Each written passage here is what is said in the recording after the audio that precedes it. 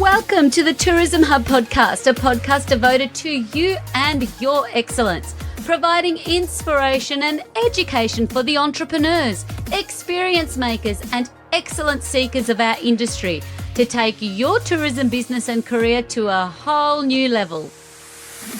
Relax. Welcome. Yes, relax and welcome back to the Tourism Hub podcast. Despina here, one woman show, checking that she's recording her episode. Today I am so excited and I just can't hide it. I am joined by the extra in capital letters, extraordinary, visionary entrepreneur of the Australian and beyond tourism market, who is fundamentally shifting how we think about destination marketing and the visitor experience in its entirety. I am speaking about none other than Hailey Brown, who is the founder of Vacayit, a free audio guide platform that creates immersive, sensory-rich narratives for travellers worldwide. With an academic background in both tourism and psychology, Hailey's work is driven by the core belief that the world is perceived through emotions. Also, a fierce advocate for co-design, the practice of designing for 100% of the population. She's delivered a powerful TED Talk. She's been on Forbes. I recently found out as well on Forbes magazine, which I will include everything in the show notes. Without further ado, the human in tourism that reminds us that travel is magical and that is making, strategic choices for all of us to make for accessibility isn't just the right thing to do. There's commercial gains in it for our businesses and our destinations. Please welcome to the virtual stage, Hailey Brown. I'm going to do it again, Hailey. Ready? Yay!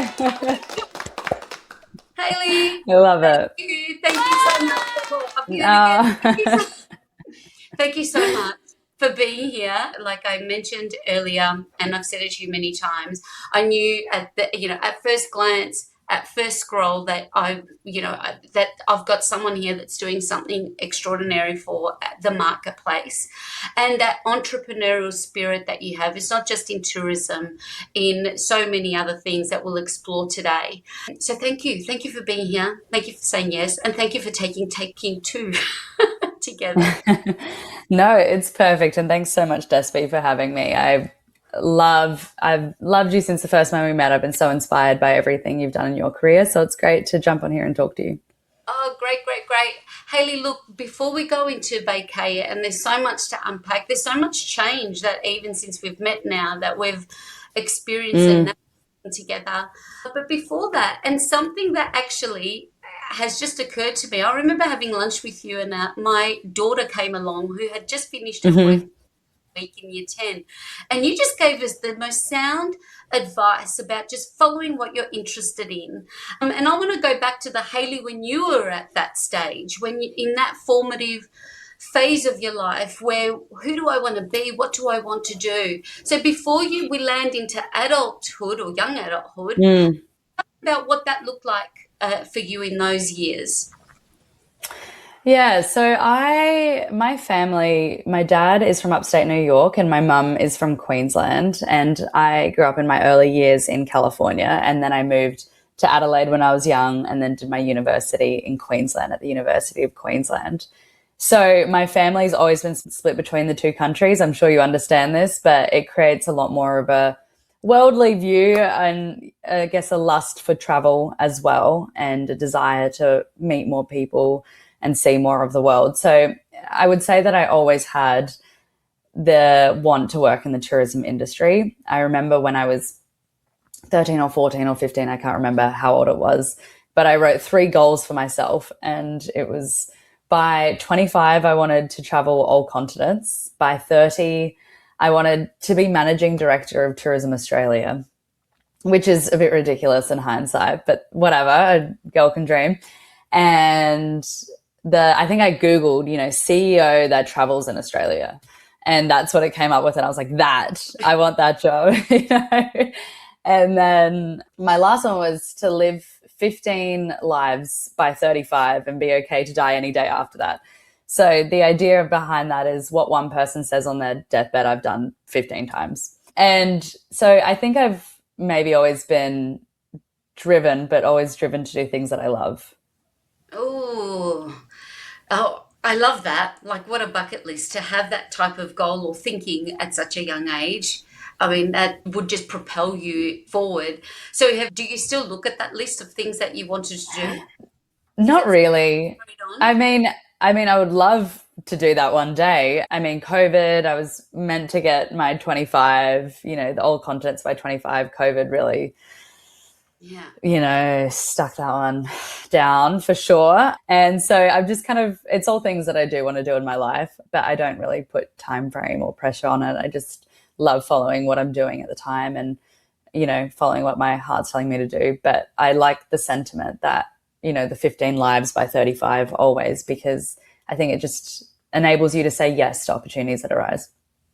Oh, ain't that the truth? I really love that. And if there's someone that has built a not just a business, but a life around that sense of freedom and adventure, there's no one that I can think of more than you that lives and breathes it and makes it look easy at Yeah, the time as well. But again, with goals, and I've been a little bit the same, but I'm getting into that again in the new year, just being more intentional with what it is. It's almost like for intentional sure. because it can get the craziness can and the time passes quickly and you kind of Mm, particularly at the time of this recording, we're coming to the end of the year, so it is a reflective time as well. So I really for love sure. that for anybody that's looking at a different way of goal setting. Straight off the bat, you've hit an Oprah moment, Hailey. That's a really lovely one. And also, I think just going back to that conversation around the young kids that are thinking about career, or thinking for anybody that's looking to change career and has been inspired by people like Hailey to do something different. That's a really good thing to look at. If things were to sunset, what is it that we're going to be really proud of achieving? And moving on from that, like, because when it came to you have a crush on the world, you love to travel, That's a good way to put it. I like that. I'm going to use that. crush on the world, and you want to travel and experience as much as you possibly can. What was that transition to now? Okay, I'm going to lay some foundations here and choose that I'm going to study this first. So take us through that gorgeous story of, I'm going to make this as a career. And what at that point did you have a career path outside of like being, which I think you would absolutely rock that at any age, to be the CEO of Tourism Australia or CEO of any I tourism. think that was just always the end goal. That's why I went to uni to do Oh, it. look, But never say never, I think. Never say never. yeah. Did you have an idea of what the job before you got that entrepreneurial, hit with the entrepreneurial shtick, that there's something here? Did you know what that would look like while you were studying? Not necessarily. Because at university I studied tourism and psychology, and the reason that I did that was because I love travel and people, and there were two things that I really enjoyed. I never really wanted to become a psychologist, but I really loved the research and studies behind why people make decisions, why people do what they do, and understanding people at a deeper level, which I really do think has come into what our company is today. And I think for me, as I knew a path that I wanted, I knew I liked the tourism industry. I knew I really liked the people in the tourism industry. I found it to be one of the best industries for individuals starting out in their career, because I do really feel like, it doesn't seem like it's that hard to talk to a CEO of a company when you're an intern. I remember early days, I was interning at Queensland Tourism Industry Council, and Daniel Geschwind was my boss at the time, I guess. He was the CEO of the company. And, he would run past, on his way from media interview to media interview, and he would still always stop by to see like, oh, what do you need? What are you interested in? And he would print out little books to give me if for stuff that I'm interested in the tourism industry. And I found I really liked that there wasn't too much of a maybe power imbalance from the top to the bottom, which meant that I had a lot of opportunity to grow in the tourism industry. And so I think as far as an exact career and what that looked like, I was really just happy to jump in. I did another internship at Tourism Australia. I was hoping to work there if I didn't go down this path, and really probably would have just popped around and seen what I liked and what I didn't like. I think I enjoyed, global marketing and looking at how people receive different types of marketing around the world.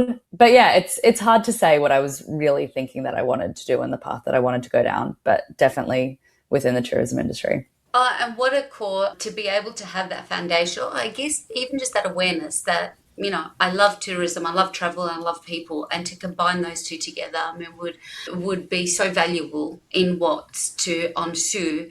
And I love also, I talk about a great human of tourism with Daniel, to be in that environment as an intern, and I guess opportunities that come up for for our younger tourism networks, whether it's formal internships or putting your hand up to get involved. I think just being exposed to people and mentors like that is invaluable. And I love that too, because lately, Hailey, it's the little things, like the fact that he just took that time to pause and take interest in someone. That's something that will carry with you. I think a lot of leaders in our industry, possibly, I think in any industry, to never underestimate the power of that. The little things For sure. Care. Yeah. And I think you're very impressionable when you're starting out your career. And I think people maybe forget how impressionable people are. And that was something that I really always admired about Daniel in particular, and a lot of other leaders. But he just treated everyone like they're at the same level, and he cared about their interest and he cared about their career growth. So that was something that, was very impactful to me in those early days. Oh, and it just goes to the core of even saying in your bio and your TED talk, which I love, it's all about emotions, and that how you're making people feel, the fact that you're made to feel like that, and to be able to say, well, that's how I also want to make people feel as I grow and, transform into new versions of myself, depending on where you're at. So good. So tell me, so you've come out of school, you're doing some work. So take me to the time now where this idea or concept of creating travel for good that is inclusive and accessible to. Tell me about that journey that led through to Vacayit. So when I was at the University of Queensland, I had the opportunity to present an idea to the World Tourism Forum about a gap in the tourism industry. And that was in my third year, and I had 4 years of my degree. And they chose 6 of us maybe from the entire degree to submit something. I think they heard that I did an internship at Tourism Australia, and so they let me present something, but I'm fairly sure the other 5 people were top of the class. So I think they just gave me a chance, honestly, which I'm very grateful for. And I presented an idea. My friend Henry had just gotten back from a trip in Africa, and Henry's been blind since birth, but he's an avid traveler and he travels all around the world. He's climbed Mount Kilimanjaro. He's just incredible and has a very similar lust for travel as I do. So we've always gotten along on that front. And he came back from a trip from Africa, and he described a safari as a face full of dirt. It smelt like shit, and he was too scared to get out of the vehicle because he didn't want to get eaten alive. And which, in theory is quite funny, right? And what I realized, I just thought that we had such a gap in what our experience would be in that situation. And so when I asked him what would make his experience better, he said he would love to walk down the street and listen to the stories and sounds of the world around him. And he would love to access accurate accessibility information before he traveled and when he was there. And so I presented an idea to the World Tourism Forum, Lucerne, about an audio guide to the world where we work with destinations and tourism operators to create immersive and sensory audio guides, but also collect accurate accessibility information. And this was all during COVID, so it took almost 2 years to get there. So maybe 1.5 years. And so ended up becoming a finalist and getting to go to Switzerland and be in Lucerne, which was like, I mean, we went to Lucerne and then we went out to a ski village somewhere where they'd like rented out the town because of COVID. It was really surreal and ended up winning that Global Innovation Award for the Young Talent program, and came back to Australia and decided to take the company full time. And in that year and a half, we had a couple of heroes come on board, like Bundaberg Tourism, Yarra Valley, and Grampians, who said that they would trial with us and make it work. And they were great for helping us design our product because we co-designed with the industry and we also co-designed with people with disabilities. So on both sides. In starting this, so you've won this. You won this opportunity as from a finalist to like now taking this full time, because you're still studying at this point. This is your third year. So it took 2 years. So I won this award and then I flew on the first flight back into Australia. So this is end of 2022. So this is one of the first inbound flights. The media was there, the news was there. And then I arrived in Sydney where I stayed for 2 weeks, but the borders weren't open from Sydney to Queensland yet. And the day that the borders opened from Sydney to Queensland was the day of my graduation. And so I got on a flight, like express ordered an address, and went to my graduation that day, the day that I got back. It ended up working out really well. Well, Hailey, what's blowing my mind, and like I shouldn't be surprised because it's every time I'm with you, is that this is so recent. Like, yeah, it's relatively like recent. you've Yeah. done so much. Like, I didn't realize this was like in COVID era that this happened. So I met We you. really only started the company Fresh. Yeah. like I started thinking about it properly end of 2022. Extra, extra, extra. Like, this is so to navigate this, that okay, now I'm done. I'm going to go all in. Tell me about that formation of now. Like, did Vacayit, even as the name, as the business model, was that part of the research and what you submitted, or is that then like how did that form when you decided I'm going all in? Yeah, to an extent, it did help us research our market because we went out and we spoke to, hundreds of people across the world in different countries and backgrounds to see if we could get a trend. And majority of the trends just said that there's a lack of accessibility information and there's a lack of immersive experiences designed for people with disabilities. But I mean, then once I started to take it full time, so that's really what I presented was a lot of research around what I wanted to build. But as we moved forward over the next year before we launched, we co-designed with the tourism industry with some regions and, with the advice of tourism operators, and we asked a lot of questions. And I mean, we really probably for that first year after, like we launched in a year, and then probably that first year after, we were still really just solidifying what we wanted our business model to be and how we were going to be profitable and which path we wanted to take. And it was a bit of a long, short journey. It was just a lot of figuring it out along the way. Yes. And that feedback, I guess, feedback from the consumer that Vacay, the audio guides start coming out. At what point, like with Henry, do you remember, or take me back to the time where he's now listened to an audio, like that moment of the experience of seeing firsthand this full circle moment of the user experience from the other end, going into the Bundy or Yarra Valley or Grampians and experience this. Tell me about some of those moments that you go, okay, this is just, I'm so glad I said yes, and I continue to follow this rather than just being a uni assignment.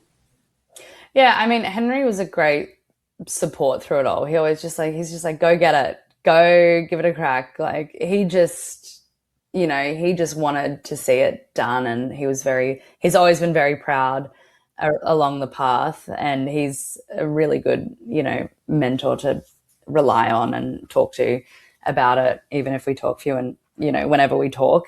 Yeah. Now that we live in different countries, but he's a very good friend. And I mean, I remember the first time he used one was actually probably like a year after it happened. And I saw like a post on Facebook, and he said, "I'm sitting in Tasmania, sipping at a wine at a bar, and listening to the audio guides for my plant, like for what I'm doing the next day." And he, shows that ideas can become reality, and that he was proud of me.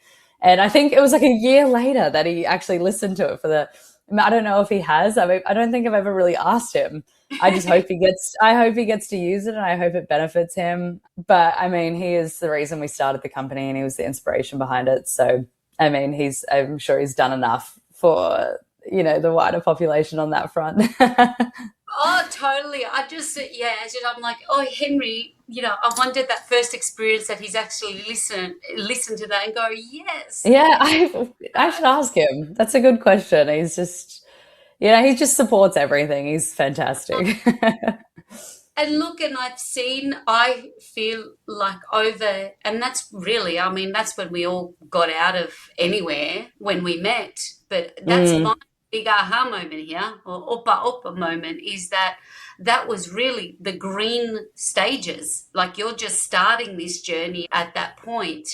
Now, when you listening to feedback and building the plane as it flies, so to speak, what I love through what you've done is also, through the team and the talent, it's been very much, from, employing, people with accessible needs, like the designers and the contributors to the platform and the guide, it's lived experience.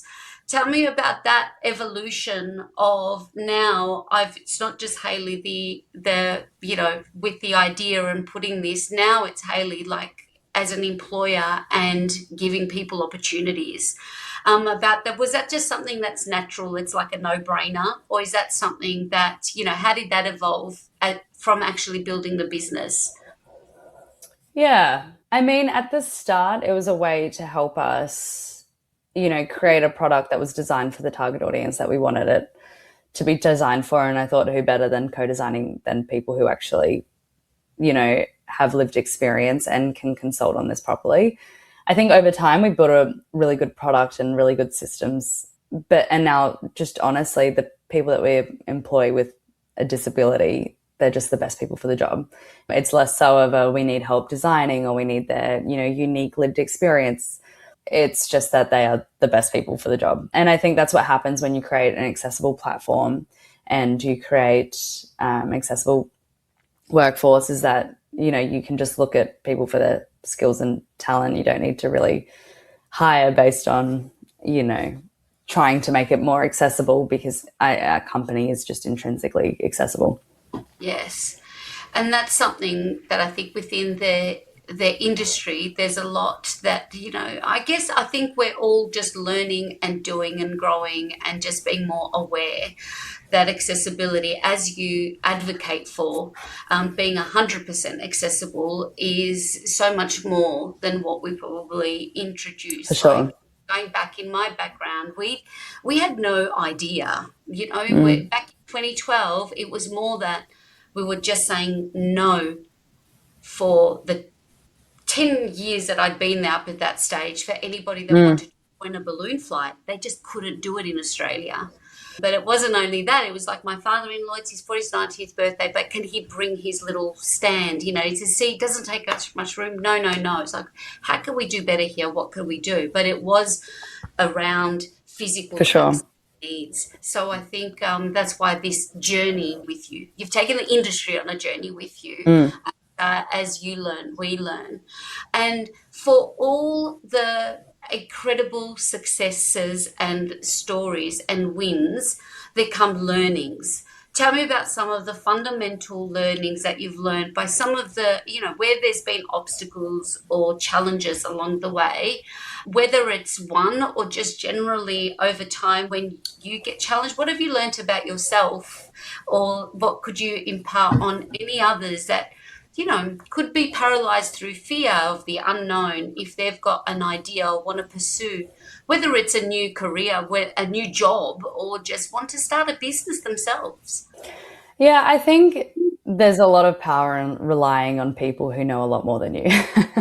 Like, I really think that's what it comes down to is I've leaned on a lot of people and I owe everything to a lot of people. And I've always said this from the start, when you start a company straight out, there was, I mean, everything from finance to, looking at the business models, looking at procurement processes, looking at actually how to set up a team, systems, efficient, like it's just things that you wouldn't think of. I just asked people for help until I felt comfortable enough doing it myself. And I think there's no problem in asking. And I think that's one of my biggest learnings is a lot of people are willing to help if you just ask, but most people don't ask. So, and I think there's also a lot of pride for the person that's being asked that they can share with someone to help make their life easier for something that they already had to learn and kind of suffer through in the past. It's the simple things, right? It's just like the little things, how you make people feel. I think that is like the big thing is so simple, and it's like if you don't know, just ask. There'll always be, and that's why. But going back to what you said, there's always someone within the industry that everybody is there to support. Well, everybody. I mean, that's not everybody. That's also can can have its different challenges. I've certainly learned along the way, but through asking, you find out it might not be the whole how, but you find that next step. Now, in those moments of learning and growth, and when you are going through the motions of building a business with your team around you, is there how important has mentorship been in both, like seeking out, have you formally sought out mentors, or is that just through just asking and being in the right environments, picked people up along the way? For sure. I mean, again, it goes back to asking for help. I think there's a lot of people who've been mentors in passing. I guess, never, I remember I had a QTIC mentor program, and probably my only official mentor was Sharpie, he's John Sharp. He created every experience in Brisbane. But he was also my neighbor. So it was really good fun. And we ended up, it ended up being, we realized, and we became really good friends over the years. And most recently, he's actually been on his accessibility journey and, creating the first wheelchair accessible story bridge climb and first wheelchair accessible first floating restaurant, which is like hanging off a building, but then also having wheelchair accessible. And when all this got launched, he was in New York with me. And we were like, this is such a great moment because for me, I learned so much from him. And, he also looked at the accessibility industry and he sought out a lot of help and asked a lot of people to design for accessibility. With him and his wife, Mel, we were just all in New York together. We're like, this is really fun, actually. This is, 3-4 years later.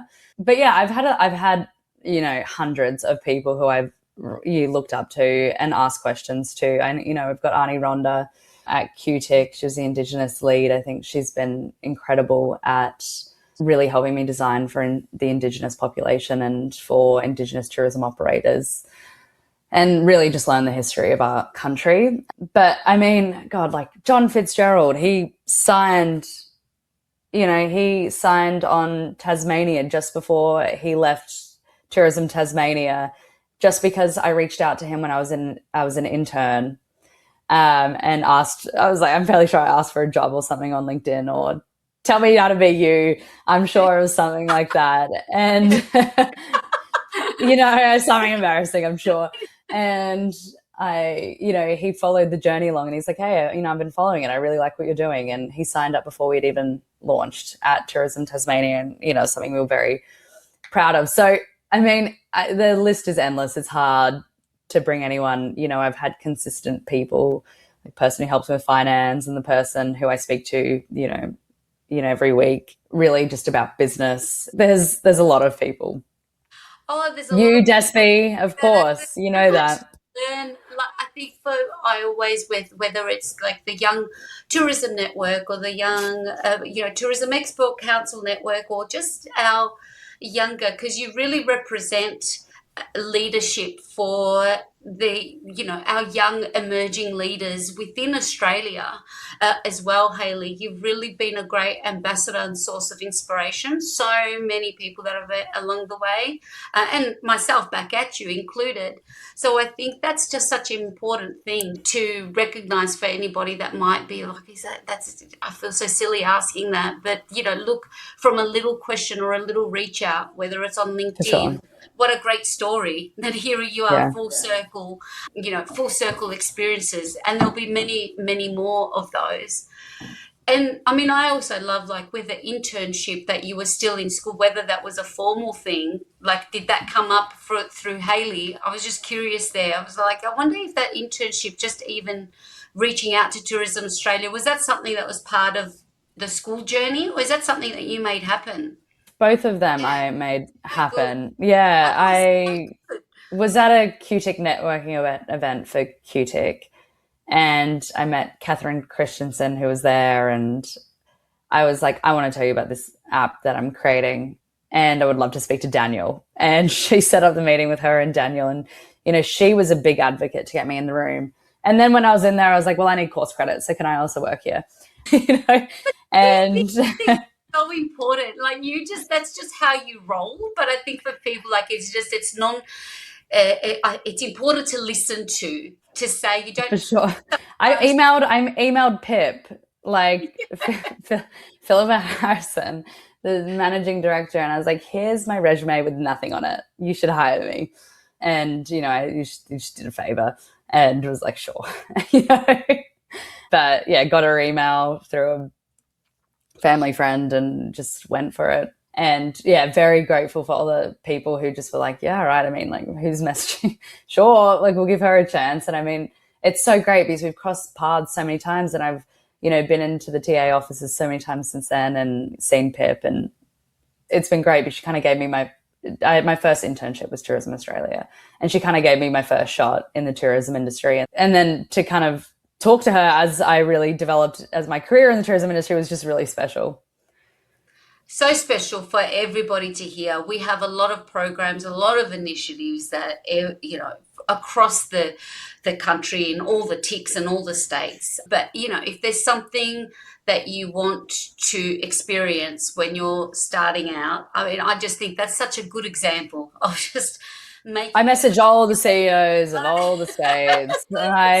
Leanne Coddington, I caught up with in Melbourne the other day, and we were catching up about it. And she was like, yeah, I mean, I think John sent me you. And I was like, well, I already messaged you, Leanne, and you didn't, but she's been a great mentor to me over the years. Like, all these people, you just ask, like, and I'm so sorry to everybody. If anybody listens to this and then all these CEOs get messages, that's not my fault. This is a sorry, not Yeah, sorry. yeah, this is You're not my just fault. I don't. green and green and and I look. think I messaged the like managing director of the UN or something as well. Like, I was just like, I want to be you.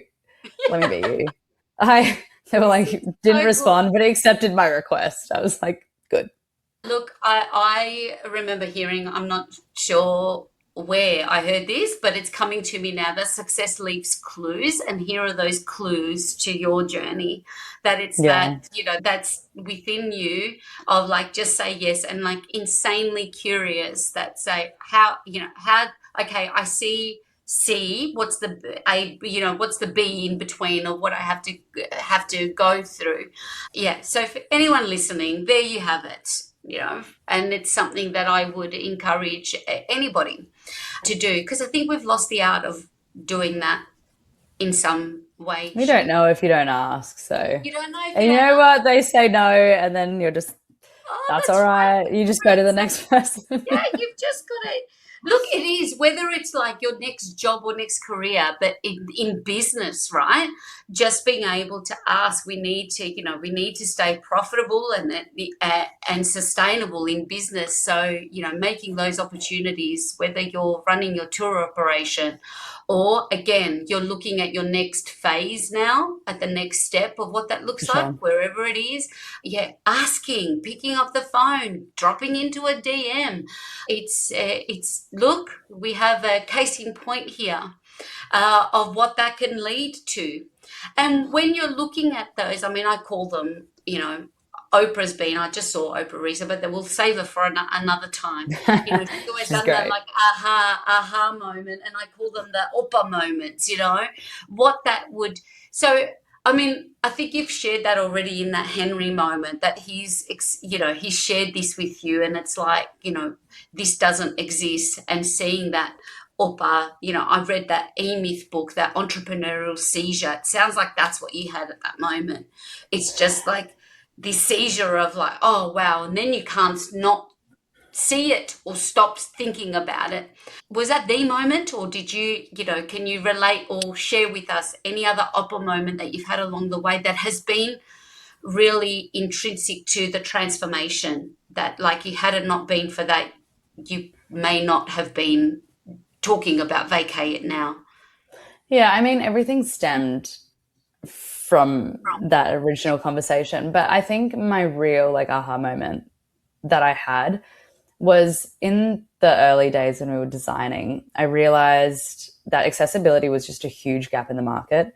And I mean, for years, we've been talking about physical infrastructure and accessibility, but we were never really talking about the visitor experience journey from a perspective of somebody who has a disability. And I mean, I've said this in a couple talks before, so I'm sorry if you've heard it before, but I think what I really remember from university was we were so clued in to looking at the visitor experience journey. So from the moment they think about coming to the moment they book to the, like, they're there, then they leave, and what do they take home to their friends and family? That's something as an industry we always look at and we always talk about. But then when we talk about the disability visitor experience, it's can they get in the door? Can they access, the bathrooms? Can they get over the steps? Can we get them on the second floor? Is there a lift? And it was really limited to accessibility, and not just really in Australia, but I would say it was very new in the market still in 2020 when I started this. And I think what I realized is I was like, oh, this is a huge opportunity for, to actually work with the tourism industry and help create better experiences that leave better experiences for people with disabilities and for everybody involved. And it's looking at like what we do. I would say majority of our listeners do not have a disability.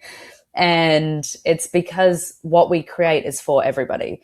And I thought if we can do this just with audio at every point of the planning and experiencing journey, then maybe the before and after is easier and has a better memorable experience at the end of it. And I mean, I also think that a big part of that is that the market was receptive.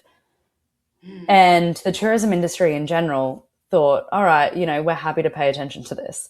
And it was, so I just think it was, a lot of it was right timing. A lot of it was looking at that, taking, I mean, what we had learned and then placed it into how, people's motives and every step of the journey. And then being able to use that exact story to kind of help bring the tourism industry in with it. And I really do feel like the tourism industry in general took a lot of pride in all of this. And they took a lot of pride in educating themselves on accessibility and not just physical infrastructure, but also experience. And so I think that aha moment was, one, this is a huge market that is untouched. This is a huge opportunity for people with disabilities to have better experiences, but then also that the tourism industry wanted it. Yes. And, and I think that was really powerful in itself, which, because you can't start something if people don't want it. And that's what I love about the industry is we always have a big open mind about what's next. And I love everything that you've shared. It's just intrinsically connected to all the other touch points of the visitor experience. Because starting, like, almost the discipline of thinking audio for a business would have so many other benefits when you're looking at content. Because I remember when I peeled the layers on Vacayit, and the audio experience is like, this is quintessential next level framed content about an experience to evoke emotions when we can't also assume that someone is going to read or watch, right? So having the discipline to do that, to start there for the before, during, and after is really, really important. And where I want to lead to with that is for our experience makers that are listening and tuning in. We're talking about Vacayit, which is audio experience, which I love that too. Exactly what you've just shared. It's not just for people with visual needs, or it just enhances. It's an experience enhancer. For businesses, how can they get involved, and what is it that they're missing in the marketplace by not having the opportunity of a Vacayit option into their ecosystem to be found and to be experienced in a better way? Yeah, I mean, I would say that majority of businesses in the Australian tourism industry have started their journey. And I mean, it doesn't matter how big or small the start is, as long as it's like people are moving and moving in a direction, because sometimes, those bigger infrastructure ones are actually a big investment piece, and they need to plan for that, and they need to put money aside for that. And especially in a post-COVID era that, we're still all recovering slightly. And, then looking at the smaller pieces, I mean, what we're able to do is help them get the very early stuff, just something there. We can help them get their accessibility information and get it accurate so they can display it with their customers so that people can plan. But then we can also have something that they can offer to their customers to experience with or without a guide, to be able to learn about their experience. But we also get data back on how people listen to it. And I think that's important. It's an important tool to get on-site data around what people care about and what people don't for product development. But really, just at the end of the day, it's, inherently accessible just by the nature of audio. It's most people after COVID are wanting to get off their phones, but they still want to be connected to their phones. And so it's kind of gives them a way to listen and navigate and find a deeper connection and give them something that they can go home and tell their mum and dad about. And if it is for somebody with a disability who is listening to it, they feel included and they feel like you've made a product, and have designed for them. And I think people forget the power for a group that historically has been marginalized and forgotten about, designing something for a group of people and then them knowing that you've designed it and giving them a personalized experience is very powerful in leaving a good, lasting impression. And so there's a lot of areas to it. And there's also obviously a financial aspect, which I'm sure everybody's heard. But really from a feeling perspective, I'd say that's what's important. Yes. This is just as much for destinations, which you've done a lot of work in terms of like experiencing or building desire for placemaking. There's also that element, isn't there? Like working with destinations and region for that ability to give reason of the why you should choose to come, but also to experience it a lot deeper, a region. So it's not just product specific. Yeah. So we usually work with states and regions as a way to plan and a way to experience, or how they can, choose what they want to do. And then we work with the tourism operators themselves so they can have the accurate accessibility information on their website, and they can also have the immersive tours that they can offer. But we work with events, we work with hotels, we really work with every arm of the tourism industry. And we work with everybody in a unique way to make it so that it benefits their visitors the best. It's very bespoke. Bespoke and reportable. I love that there's so many metrics involved in this too that can come For sure. back. Like to be able to, in the world of intelligence, human and artificial, data is the most powerful thing that's coming out. And I love that. Data's powerful. Powerful. So this is an incredible opportunity to also build data in a whole new way that, we're seeing that clicks to websites even is something that is not, that is, becoming more and more unavailable to businesses with the way that things have changed. So there's a lot of reason to, I guess, explore a new way for anybody that hasn't considered accessibility, accessible information done in a much more engaging and inclusive way. Now, curious, you've also been able to explore tourism in a whole new country. Like, is it the same, Hailey, or a bit different when you're looking at just the landscape of now you've been based in New York for a while? Have you had a chance to kind of get into, like, is it, we're so structured in, like, we've got, our country, states, our councils. Is it very different? As far as structure goes, it's very similar. How they're funded is very different. Some are membership based like ours, but a majority of them are by tourist tax, so like hotel tax, store tax, and so they're all funded by the amount of visitors that are there. And so the tourism industry funds the tourism industry, which I actually think is a great model. But I mean, it's a very different time. And I think that's really what is new it's an interesting time to be landing in quite a volatile market. Yeah. Because, I mean, America has some of the best tourism experiences in the world. And, the destination marketing organizations operate very similarly to ours.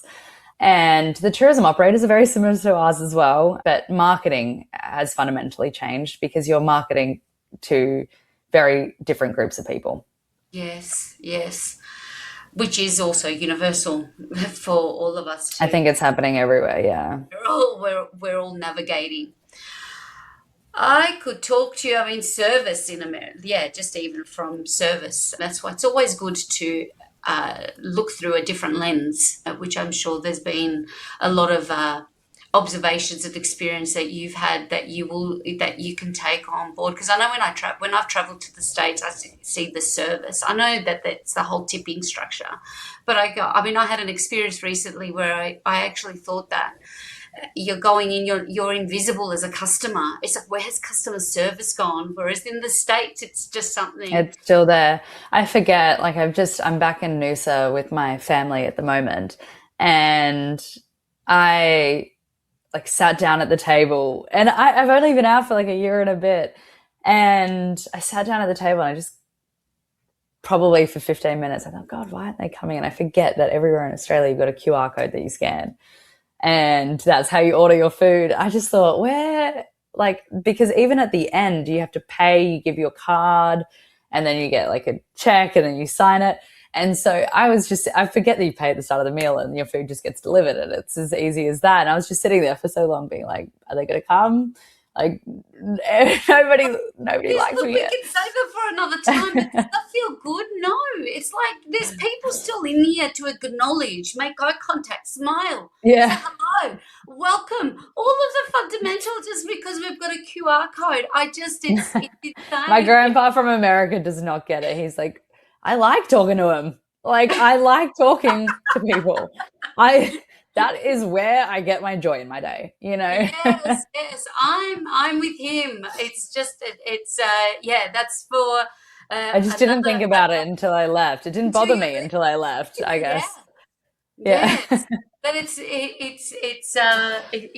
missing. We talk about service, visitor servicing, and what all the incredible work you're doing is to give them a better experience. Yeah. Don't forget, again, the little things are the big things. What sticks in your brain?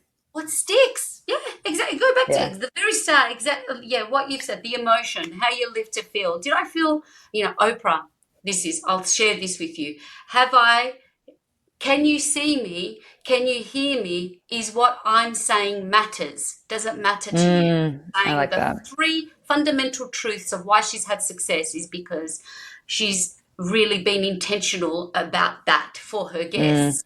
And I just thought, wow, that's just, again, in service, in hospitality, in tourism, in events, in humanity, as we've found, being seen, being heard, and knowing that you matter to someone.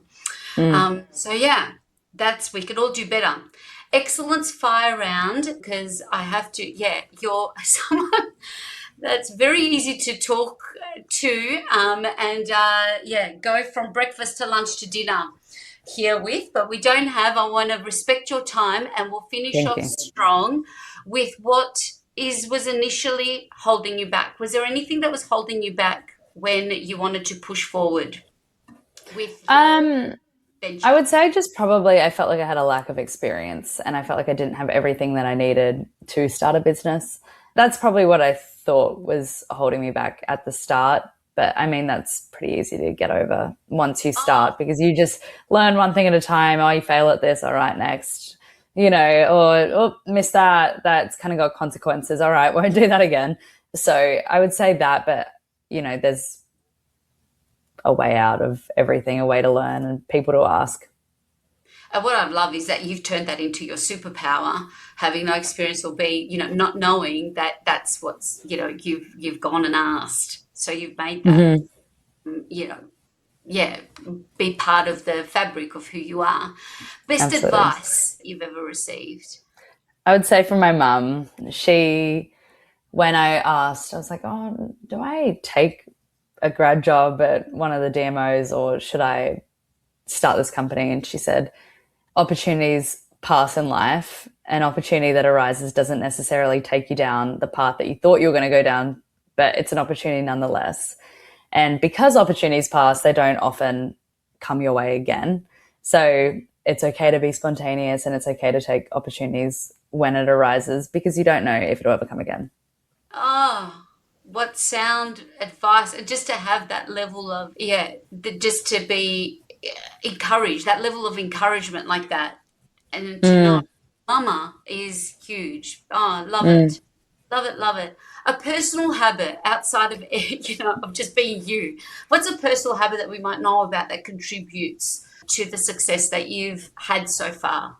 Every morning, coffee and walk or coffee Ah, walk exercise every morning, whatever it is. I just don't start the day without a walk. Or sometimes I'll go to the gym or sometimes I'll go to Pilates or whatever, but always yes, walk. yes, always work. And we did that too once in Brisbane, I remember. I haven't Yes, even done Brisbane. yeah, Yeah. I'm I'm going to a have to, walker every morning. If anybody ever wants to walk, I'm always there every yeah. morning. Oh, People join all the time. It's great. so good. So good. And now, with all of the tools, the AIs and the automations, is there something that you can't live without? And a resource, a tech resource, or not? Is there something that? I like AI. I try not to use it too much, but I mean, it's really helpful sometimes at, managing my thoughts in one place or, helping challenge my thinking or help with business problems that maybe wouldn't or balance books even, you know, little things like that. But the other thing I will say, a fun little AI tool is Cursor, Cur, I believe it is, and it helps you code a platform just by prompts. And so you don't Wow. actually need to have the platform. So if anybody wants to just quick prototype, it's a great tool to do that. Yeah, cursor. There you go. And that, I mean, even that transition, we'll save it for another time. I hope this is not the last time we talk, but even experiencing our before and after AI in business, For yeah, sure. I've certainly having, yeah, it's been mind blowing. So, and speaking of books, can you recommend? Do you love to read? And is there a, I'm yeah, like a 2 or 3 books a year person. yeah, I'm getting better now that I'm in New York because there's no internet on the train. But I would say the book that I read this year that I really enjoyed was The Power of Habit by Charles Duhigg. It's this idea that repeated actions turning repeated actions into automatic routine saves a lot of mental energy, and it allows us to, it frees us from having to consciously decide every little thing, which allows our brain to focus on more complex tasks. And I like it because I did a psychology degree. And so the whole thing is just like different examples of workplaces and people and relationships and whatever it might be. Even, people who've damaged parts of their brains, but they can still remember how to go on a walk every single morning because that's their routine. And there's still parts of the brain that you can train even after parts have been injured. And I like it because it kind of helps me. I thought it was a great book from a psychology perspective, but I also thought it was great to, realize that there is a lot of power in habits to make your days more efficient and easier. So good. Power of habits. I'll look that one up. I'm looking for some good reads. It's a good, like, open it up and you can continue whenever. Yeah. Worldly traveler, favorite holiday destination or travel experience that you've had of late, or a real memorable one that you could share with us? I really liked Bolivia. I thought Bolivia was wonderful because it's a city surrounded by mountains and it doesn't have a lot of resources. And, poverty and living under the line is very prevalent there because there's also, I don't know if this has changed in the last 4 years, but you don't have to pay tax or something if your house isn't completed. So you'd see a lot of uncompleted houses. But what was really interesting is how great it was as a city, because they used all the mountains around and all the natural resources, and their way of transport was by cable cars over the city in La Paz. And I just thought, God, it's such a developed and well thought out town for a very undeveloped place. It was just interesting, and the people were wonderful. Wow. The people always make a big impression too. You've had a great experience. For sure. And yeah, people matter. Hailey, how can anybody that's listening and being inspired to reach out to, what's the best way to find you and connect with you?